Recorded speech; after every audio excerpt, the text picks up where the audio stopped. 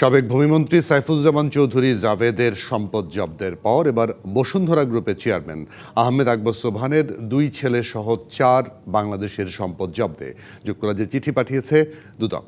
তবে পাচারকারীদের অর্থ সম্পদ বিদেশে জব্দ হলেও ফেরত আনা কঠিন বলে জানিয়েছেন সংস্থাটির চেয়ারম্যান ডক্টর আব্দুল মোমেন।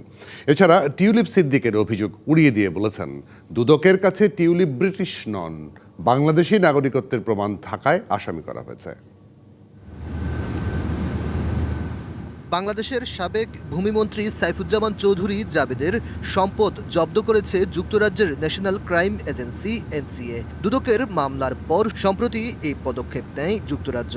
সম্পত্তি জব্দের আদেশের ফলে কার্যত সাইফুজ্জামান চৌধুরী এখন সেগুলো আর বিক্রি করতে পারবেন না। যুক্তরাজ্য সফর শেষে সোমবার দুপুরে দুদক চেয়ারম্যান জানান, জাভেদের ৩৪৩টি ফ্ল্যাট এবং প্লট জব্দ করা হয়েছে। এসব সম্পদের মূল্য ১,০২৫ কোটি টাকা, যা ফেরত আনার চেষ্টা করা হচ্ছে। সাইফুজ্জামান জাভেদের বিভিন্ন জায়গায় আরও কিছু প্রপার্টি আছে যেগুলি নিয়ে কাজ করছি, এবং আমরা যদি সঠিকভাবে বিভিন্ন সংস্থাকে পাঠাতে সক্ষম হই, আমরা আশা করি সেখানেও সুফল পাব। জাভেদের সম্পদ জব্দের পর এবার আরও 4 বাংলাদেশির সম্পদ জব্দের জন্য যুক্তরাজ্যে চিঠি পাঠিয়েছে দুদক। তারা হলেন বসুন্ধরা গ্রুপের চেয়ারম্যানের 2 ছেলে সাফিয়াত সুবাহান এবং সাদাত সুবাহান। এছাড়া এনআরবিসি ব্যাংকের সাবেক চেয়ারম্যান আদনান ইমাম এবং সাবেক ভূমিমন্ত্রী জাভেদের ভাই আনিসুজ্জামান চৌধুরী রনি। আজকে আমরা আরও একজন জাভেদের একজন ভাই আছেন, তার নাম রনি। আকবর সোবহান সাহেবের 2 ছেলে সাফিয়ান এবং সাদাত, এই 2 জনের প্রপার্টি সম্পর্কে আমরা তথ্য পাঠিয়েছি। আরও একজন মিস্টার ইমাম, আদনান ইমাম, তার ব্যাপারেও কিছু তথ্য আমরা পাঠিয়েছি। আমরা আশা করি সুফল পাব। পাচারের অর্থ জব্দ হলেও ফেরত আনা বেশ কঠিন বলছেন দুদক চেয়ারম্যান। শেষ পর্যন্ত সম্পদ আমরা শুধু জব্দ করব এবং তারপর আনতে পারবো কিনা, এটার মধ্যে একটা সূক্ষ্ম রেখা রয়ে গেছে। সেই অংশটুকু হচ্ছে আমরা যে দাবিটা করছি, সেই দাবিটা আমাদের নিজেদের প্রতিষ্ঠা করতে হবে, এবং সেই দাবির সমর্থনে আমাদের আদালতের যেমন আদেশ থাকবে, তেমনি ব্রিটেনের আদালত যদি আদেশ দেয়, তারপরেই আমরা সেটা আমাদের কাছে ফেরত আনতে পারবো। ব্রিটিশ এমপি টিউলিপ সিদ্দিক সম্প্রতি বাংলাদেশের নাগরিক নয় বলে যে বক্তব্য দিয়েছেন, তা উড়িয়ে দেন আব্দুল মোমেন। জানান, তাদের কাছে থাকা নথিপত্রে টিউলিপ বাংলাদেশি বলেই আসামি করা হয়েছে। 2013 সালে তিনি মাছ বিক্রি করে 9 লাখ টাকা কামাইও করেছে, যেটা যেহেতু ট্যাক্স রেকর্ডে নিশ্চয়ই আছে, তো কাজেই তিনি যতই বলুন না কেন আমি ব্রিটিশ, আমরা যখন আমাদের কাগজপত্র দেখছি তাতে তো বাংলাদেশি মনে হচ্ছে। এদিকে ২,০০০ কোটি টাকা পাচারের অভিযোগে যুক্তরাজ্যের সাবেক হাই কমিশনার সাইদা মুনা তাসনিম এবং তার স্বামীর বিরুদ্ধে অনুসন্ধান শুরু করেছে দুদক। আত্মসাৎপূর্বক বিদেশে পাচার করেন, আমরা এটা নিয়ে কাজ শুরু করেছি। Aditya Rafat, DBC News, Dhaka.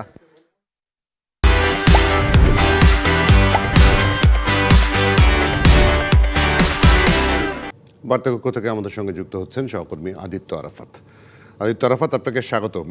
যেহেতু দুদক চেয়ারম্যান নিজেই বললেন, জব্দ করুক আর যাই করুক সেটি ফিরিয়ে আনা একটা কিন্তু আছে, কিন্তু থাকলে এত ঢাকঢোল পিটিয়ে আসলে লাভটা কি হলো?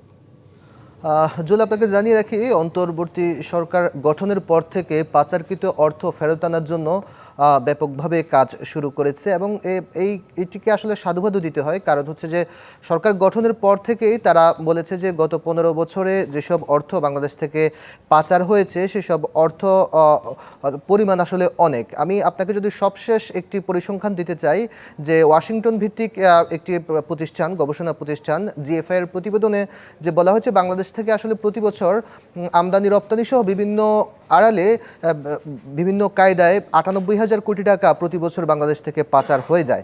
তো আসলে এই অর্থ আসলে ফেরত আনা নানা চ্যালেঞ্জের বিষয়। আপনি জুয়েল জানেন, বাংলাদেশ থেকে এর আগে অর্থাৎ পাচার হওয়া টাকা ফেরত আনার তেমন একটা নজির নেই। যদিও 2013 সালে দুদক বলেছিল তারা পাচারকৃত অর্থ ফেরত এনেছে, এবং এটির পরিমাণও খুব বেশি নয়, একমাত্র 21 কোটি টাকা, এবং কম বেশি 21 কোটি টাকা হবে।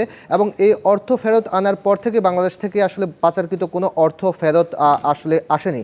এখন অন্তর্বর্তী সরকার যে টাস্ক ফোর্স গঠন করেছে এর অংশ হিসেবে দুদক আছে, এনবিআর আছে, সিআইডি আছে, বাংলাদেশ ব্যাংকের ফিনান্সিয়াল ইন্টেলিজেন্স ইউনিট আছে।